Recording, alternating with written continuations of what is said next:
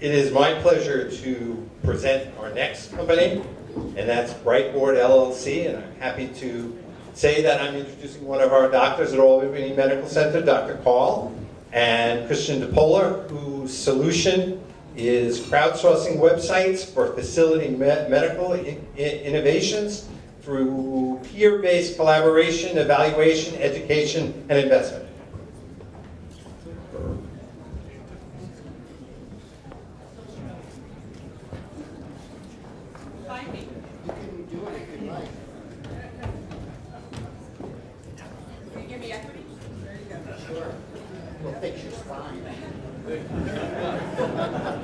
So this is Brightboard, and it's essentially a crowdsourcing surgical technology innovation system. So the problem is that the way we develop technology now is it's fairly archaic. And the worry is that things are continuing to move forward and we're not. There are about 234 spine companies that exist, 1,000 orthopedic companies, and about 100 med tech patents each month in the US, and very few of them go very far. So the current process is, if you're a physician or you're an engineer, you come up with an idea. And in the past, the companies were more immature, there were fewer physicians, and you were heard. Now these doctors and innovators, they generate the idea and they don't know what to do with it because they don't have the resources to commercialize it. So they have to go to industry. And industry is pretty mature at this point. So industry often dismisses the idea or just shelves it. So Brightboard is really to use this massive community of surgeons as a closed community to crowd share their ideas. And most surgeons make enough money that they could be certified investors. So essentially we're trying to put both of these concepts together. So if you were a surgeon, especially a spine surgeon or orthopedic surgeon, which is what we're going to target initially, you go on Brightboard with your idea, and you would then have your community members help to vet it. And we would then use particular service providers to get the steps done in the development. Investors could be within the group of Brightboard or outside Brightboard. So this is different because essentially you're using the surgeon community for consensus building. So normally you come to a company, an industry, they talk to their consensus leaders, which maybe are about 5, maybe a dozen folks. Here you'll have 300 or 400 folks who are actually in the trenches every day. So they're the ones who would be able to give the best information. You'd also use those same surgeons as the certified investors. So the competition that exists, there are a number of websites out there that are medical investment companies. So I'm on one. I'm, again, a spine surgeon, so they say, why don't you invest in this plastic surgery technology? And they're trying to make it so that, oh, well, you're a doctor, you should know what you're investing. I know nothing about plastic surgery, so it would be really a wasted experience for me to put my money there. But if I'm in this arena and every day doing the same thing and knowing what really people need, it makes a whole lot more sense for me to put my money there. It's probably safer in my mind.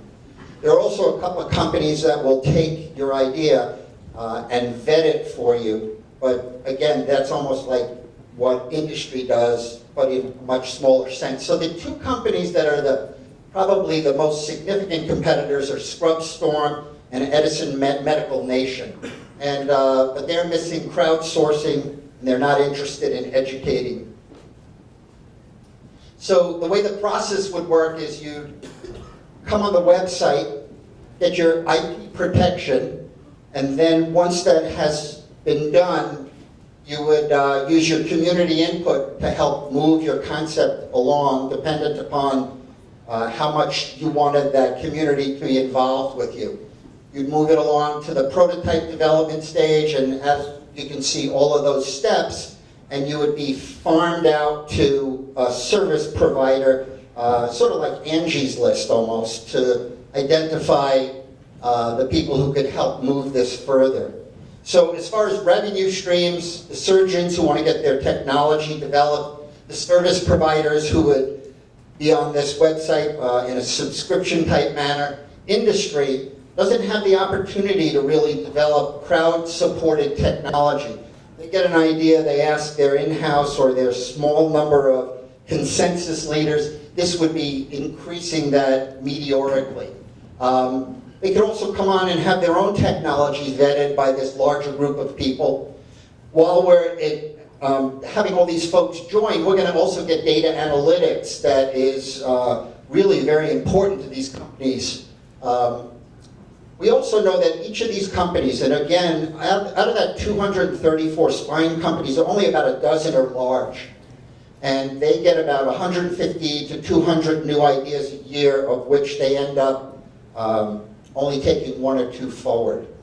So we could use this service to take some of those ideas, which cost that industry money, because they have to take those 150 or 200 ideas, put it through their system, put it through their engineers, develop prototypes, etc. We could do that for them. And they would probably lose less surgeons, because it's hard to press when somebody comes with an idea that you sort of say, you know, your idea is not very good, because then you're probably going to leave and look for somebody else. So this could be that sort of way of avoiding that problem. So Brightboard would share in the successes dependent upon whether the concept was evolutionary or revolutionary. So if it was revolutionary, we'd be more direct in helping the process, while if it was evolutionary, we would help to just sort of shepherd it forward from a distance. As far as those 234 companies, a lot of them are startups, and they need to have exposure and feedback, and we'd be able to do that as well.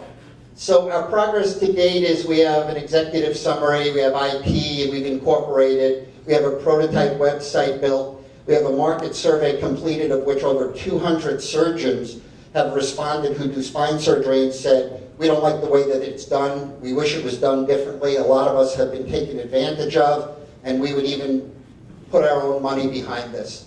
And we have 5 technology projects to put on the web. I'm a spine surgeon at Albany Med. I've been there about 30 years. I've got 18 patents and about 23 pending. I've ended up having success in getting 3 products forward, but it's not that way anymore because the community is much bigger. My associate is from University of Massachusetts. He's a spine surgeon. So what we're needing is somebody with business help, somebody who can help us with developing and designing our web. We need some early investment interest. And we also think that this has potential to be used in other community-based society situations like ENT, vascular surgery, etc. There's my contact information, and I'd be happy to talk to anyone about it. Thank you.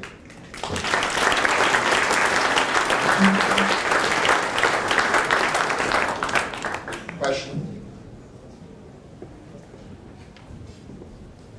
Yes? Number 2 bullet on one of your early slides said IP protection. Yes. Do you have a relationship with a patent lawyer or guidance for how to do that, or is that part to be embedded into the platform? That's going to be embedded into the platform like an Angie's List. So as you as an inventor can come on and sort of vet what kind of an IP person you want, whether it be an attorney, an agent, or whatever. And you'd be able to see what they do, how much they cost, and vet them.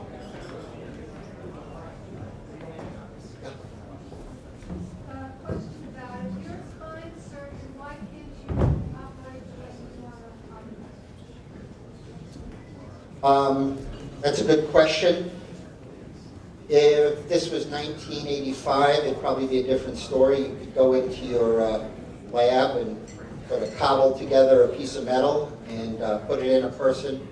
Now the government really doesn't like that. So you can't do that. You have to jump over a lot of hoops. There's a lot of rules and regulations. And it's made it insurmountable to to be able to do that on your own, so you'd have to sort of put together a structure to do that.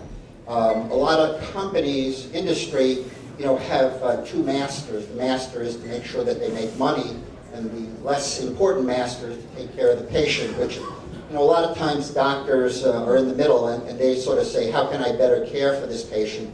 You go to a company and they say, that's not in our wheelhouse, we're not going to help you with that, or, gee, we're building something like that in the back room, so we'll help you and we'll put it on the shelf and goodbye.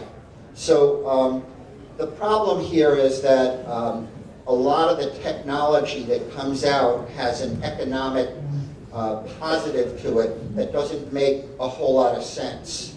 And you listen to the consensus leaders, it's very political.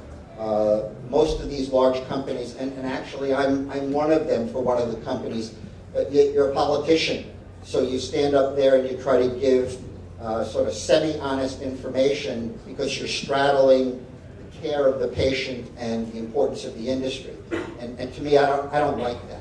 I've had too many residents who've come by and said, I've got a great idea, I look at it, I think it's wonderful, and then I come up and I say, what happened to it? Well, I went to the company and they sort of blew me off. Or they said, I'm a nobody, so forget it. So I think that I'm looking for a way to democratize this, to make it so that there are people out in the community who take care of patients who really have smart, great ideas, and they're getting ignored. And you know what? How do you determine a smart idea? Ask everybody else who's in the trenches to give us their opinion. So that's what we're hoping to do.